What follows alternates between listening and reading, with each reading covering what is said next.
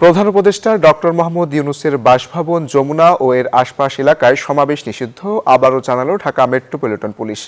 ডিএমপির DC Talebur Rahman বলেন, যে কোনো অপ্রীতিকর ঘটনা এড়াতে পুলিশ বিক্ষোভকারীদের নিবৃত্ত করেছে। গতকাল শুক্রবার ইনকিলাব মঞ্চের বিক্ষোভ কর্মসূচি ঘিরে পুলিশের সাথে সংঘর্ষের ঘটনায় সাংবাদিকদের প্রশ্নের জবাবে কথা জানান তিনি। বলেন, ধৈর্যের সাথে পরিস্থিতি মোকাবেলা করেছে পুলিশ, কাউকে টার্গেট করে বল প্রয়োগ করা হয়নি। এর বাইরে বিচ্ছিন্ন কিছু ঘটনা ঘটতে পারে যা অনিচ্ছাকৃত। নির্বাচনকে সামনে রেখে আইন শৃঙ্খলা বিঘ্নিত হয় এমন কিছু না করার আহ্বানও জানান তিনি।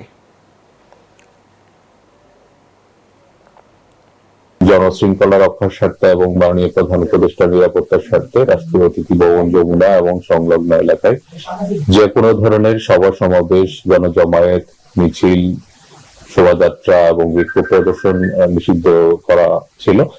তা সত্ত্বেও কিছু গোষ্ঠী তারা পুলিশের বাধা উপেক্ষা করে যমুনা অভিমুখী আইন শৃঙ্খলা পরিস্থিতি বিনষ্ট করার চেষ্টা করে। সেই প্রেক্ষিতে পুলিশ সম্পূর্ণ নিয়মতান্ত্রিকভাবে তাদেরকে নিবৃত্ত করে।